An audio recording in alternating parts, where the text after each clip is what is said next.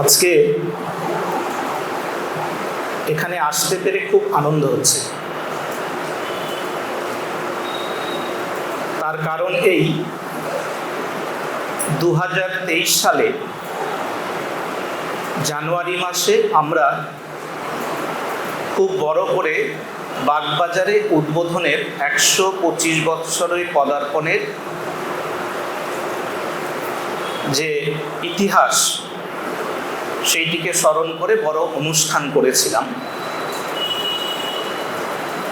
তো উদ্বোধন এবছর 127-এ পা দিয়েছে। আমার মনে হয় এই প্রথম রামকৃষ্ণ মঠ মিশনের কোনো কেন্দ্র উদ্বোধনের প্রচার প্রসার, আমাদের জীবনে উদ্বোধনের কি গুরুত্ব তা নিয়ে অনুষ্ঠান করছে।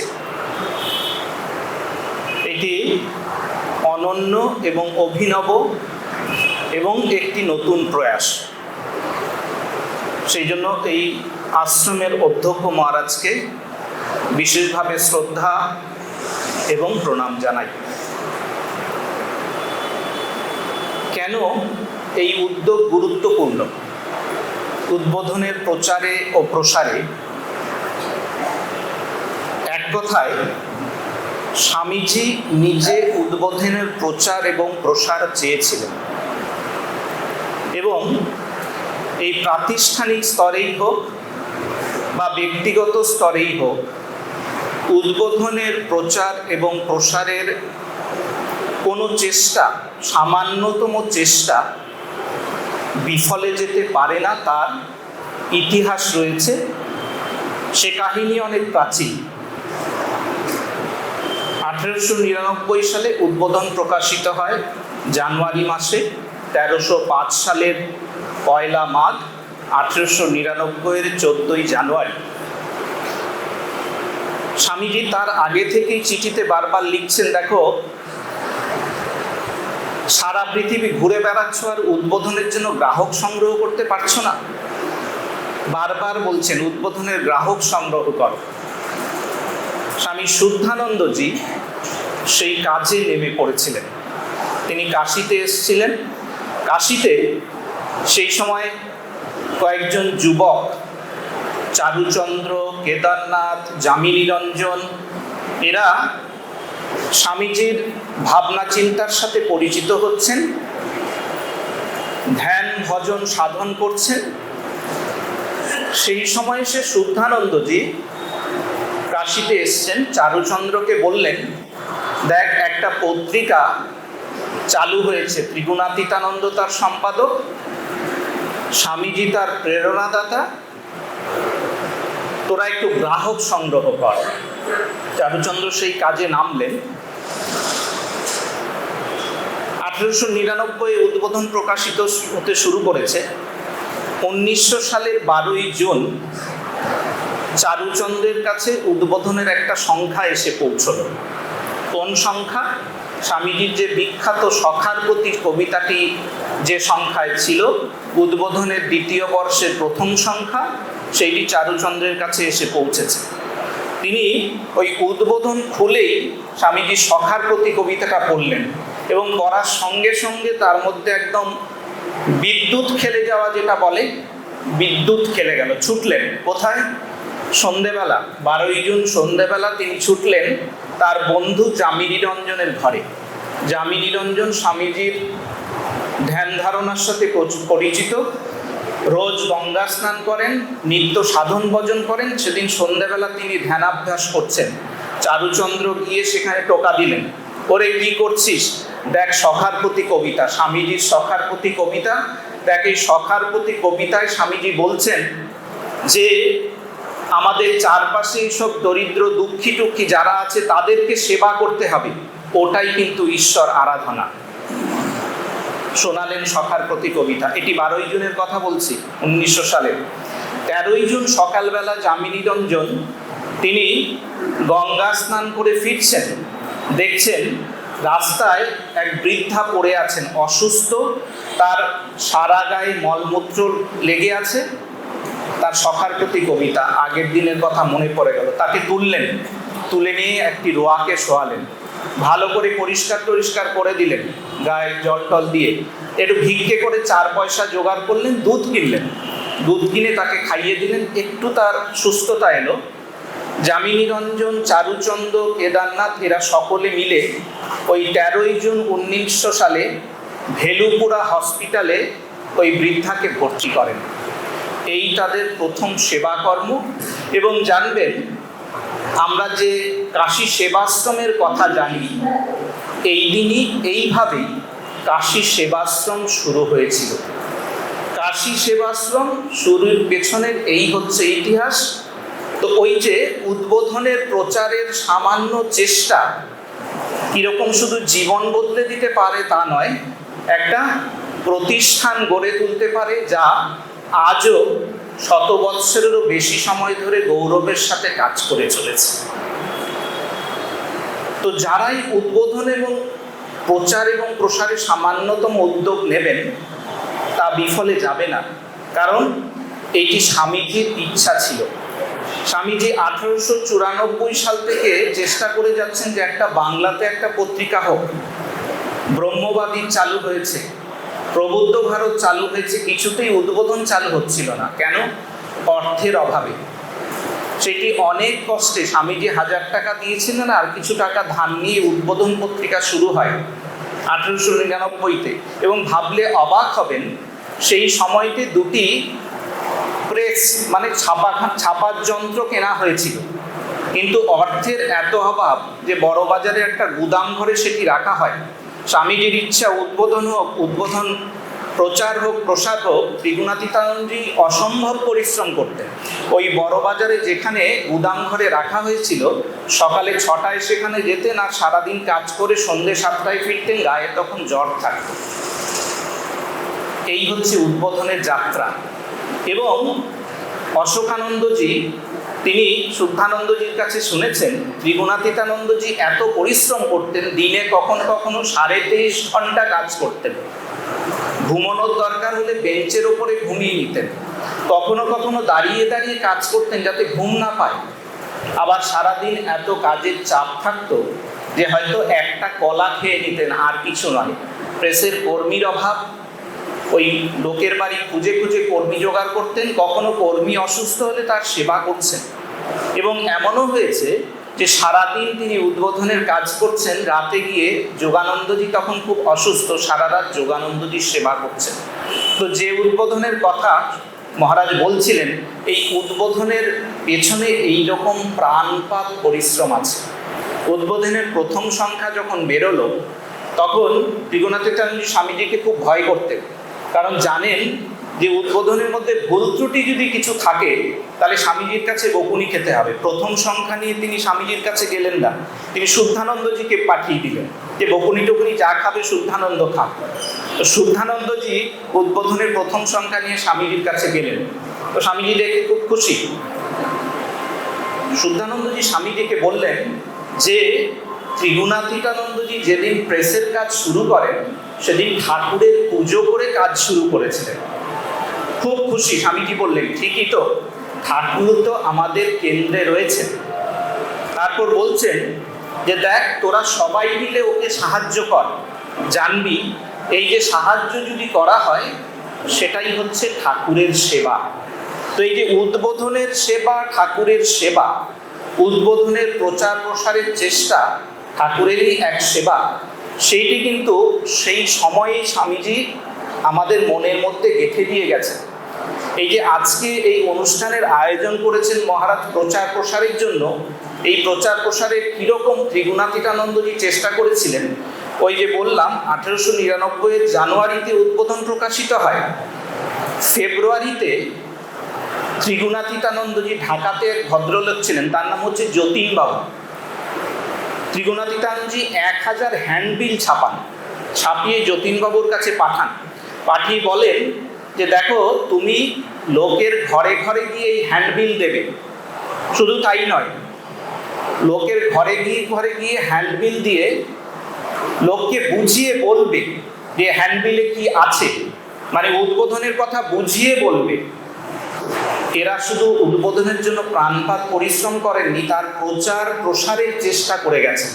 যতদিন ত্রিগুণাতীতানন্দজি ছিলেন, শুদ্ধানন্দজি করে গেছেন, পরবর্তীকালে যারা আছেন তারা করে গেছেন। তো স্বামীজি কি চেয়েছিলেন? উদ্বোধনের জীবন উদ্দেশ্য যদি বলি, আর্যসানন্দজি কিছুটা বলেছেন। যদি খুব সংক্ষিপ্ত রূপে বলি, স্বামীজি উদ্বোধনের মধ্যে দিয়ে কি হবে চাইছেন। প্রথম হচ্ছে, উদ্বোধনের মধ্য দিয়ে ঠাকুরের ভাব প্রচার হবে প্রথম।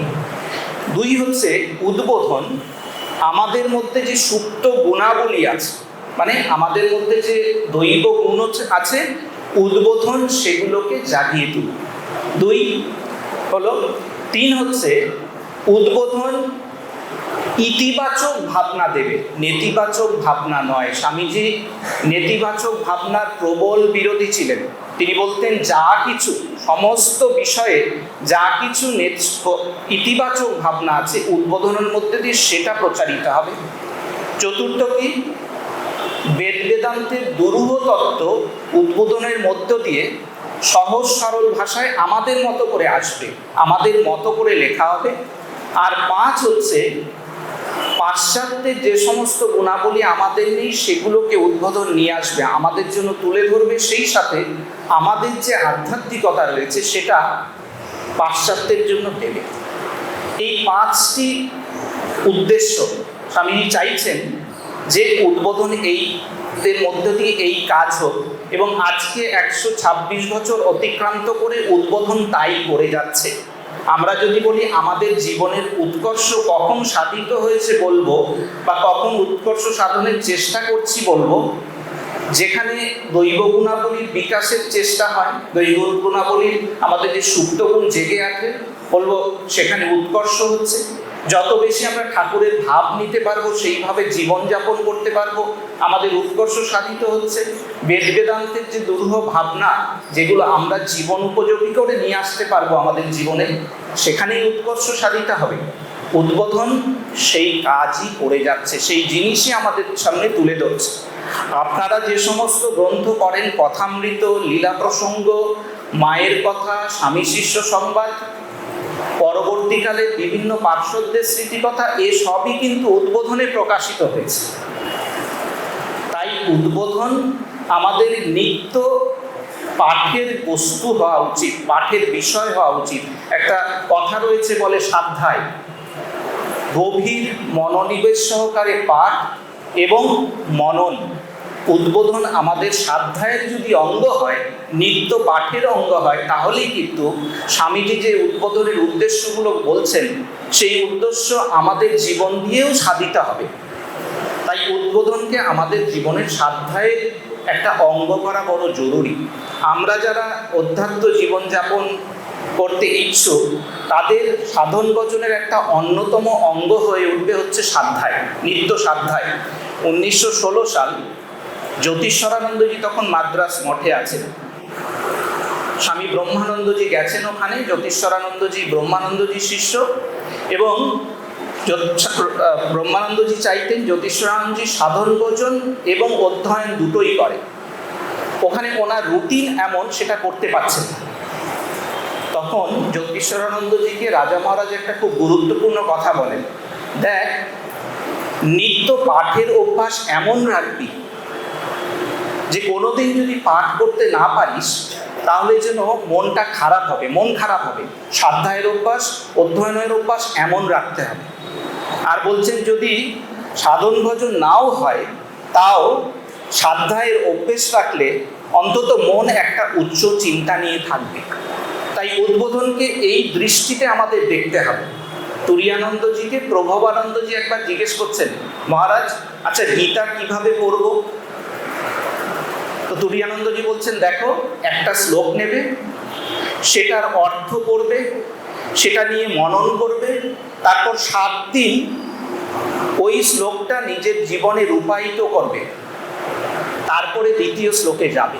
এটাকে বলে স্বাধ্যায়, এটাকে বলে পাঠ। এই যে কথাগুলো বলছি, কাহিনীগুলো বলছি, এ সবই উদ্বোধনে রয়েছে।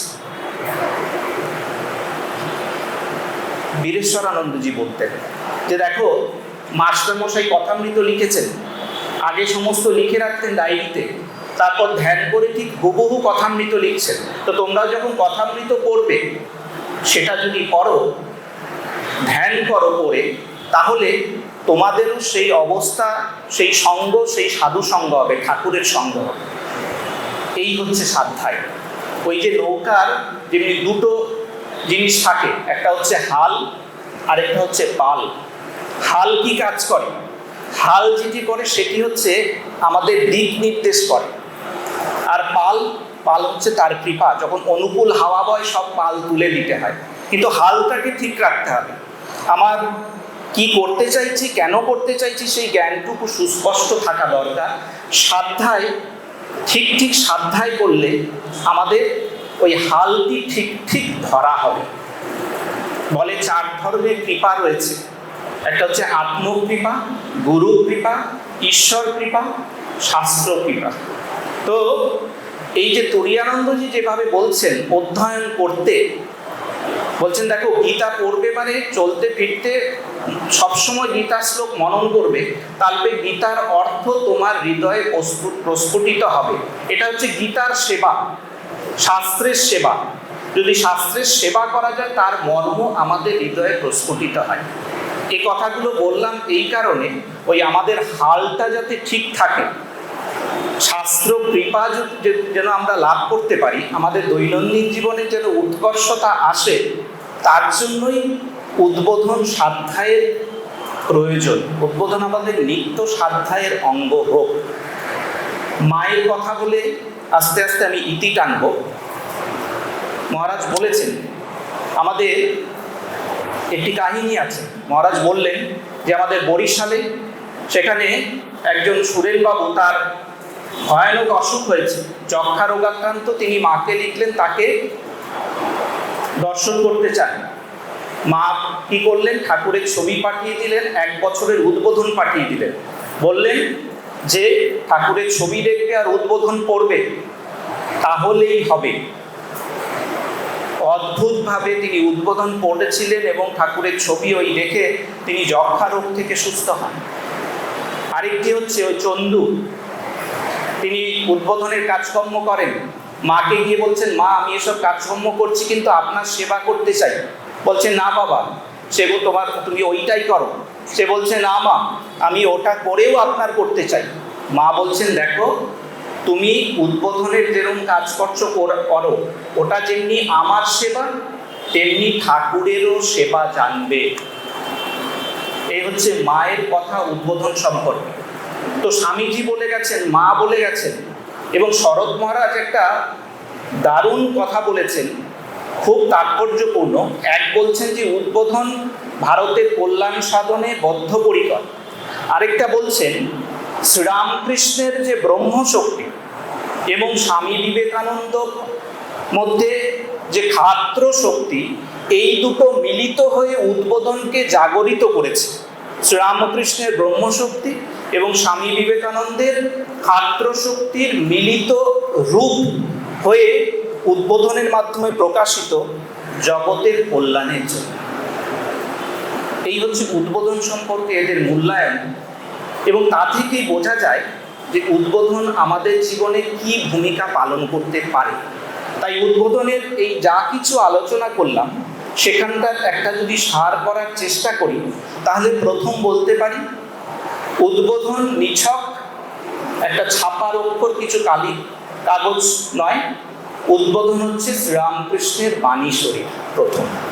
দ্বিতীয়, যারাই উদ্বোধন পাঠ করেন তারাই শ্রীরামকৃষ্ণের সান্নিধ্য লাভ করেন। তৃতীয়, যে গৃহে উদ্বোধন থাকে সেটি গৃহ নয়, সেটি মন্দির। 4, রামকৃষ্ণ বিবেকানন্দ আন্দোলনের সাথে যারাই যুক্ত হতে চান, যারা যুক্ত আছেন, যুক্ত থাকতে চান, উদ্বোধন তাদের অবশ্য পাঠ্য। স্বামীজি তাই চাইতেন। আর উদ্বোধন বুঝলেন শ্রীরামকৃষ্ণের বাণী শরীর। স্বামীজি চেয়েছিলেন উদ্বোধনের প্রচার প্রসার হোক। সুতরাং যতদিন রামকৃষ্ণ বিবেকানন্দ ভাব আন্দোলন থাকবে, উদ্বোধন নিশ্চয়ই থাকবে। স্বামীজি একবার বলেছিলেন যে উদ্বোধনের মাধ্যমে ঠাকুরের ভাব প্রচার হোক। আমার যদি অর্থ হয় আমি লক্ষ লক্ষ উদ্বোধন চেকে বাংলা, কলকাতা তথা বাংলার ঘরে ঘরে দেব। তো স্বামীজির এই স্বপ্ন পূরণ হোক। উদ্বোধন পাঠ, উদ্বোধনের সঙ্গে যুক্ত থাকা মানে একটি মহান ঐতিহ্যের সঙ্গে যুক্ত থাকা, আমাদের জীবনে উৎকর্ষ নিয়ে আসার চেষ্টা। উদ্বোধনের সাথে যুক্ত থাকা মানে একটি অহংকার, একটি গৌরব। তাই যে উদ্যোগ এই আমাদের আশ্রম থেকে মহারাজ নিয়েছেন, মহারাজ বললেনও, আমরা সবাই মিলে চেষ্টা করি, আপনারা চেষ্টা করুন যে উদ্বোধনের আরও প্রচার এবং প্রসার হোক। আপনারা উদ্বোধনের সঙ্গে যুক্ত হন এবং উদ্বোধনকে নিত্য স্বাধ্যায়ের অঙ্গ করুন। আরেকটি কথা, উদ্বোধনকে যেমনি নিত্য স্বাধ্যায়ের অঙ্গ করতে পারেন, সেই সাথে সাথে উদ্বোধন কিন্তু এটাও চায় যারা রামকৃষ্ণ বিবেকানন্দ অনুরাগী, শুধুমাত্র শাস্ত্র, রামকৃষ্ণ বিবেকানন্দ ইত্যাদি নয়, উদ্বোধন সাহিত্য, সংস্কৃতি, বিজ্ঞান, ইতিহাস সমস্ত কিছুর উপরে লেখাপত্র প্রকাশ করে। আপনারাও মননশীল প্রবন্ধ দিন বিভিন্ন বিষয়ে। উদ্বোধন কিন্তু তার জন্য তার দ্বার খোলা রেখেছে। আজকে এখানে আসতে পেরে খুবই আনন্দ হচ্ছে। সবাইকে ধন্যবাদ এবং নমস্কার জানাই।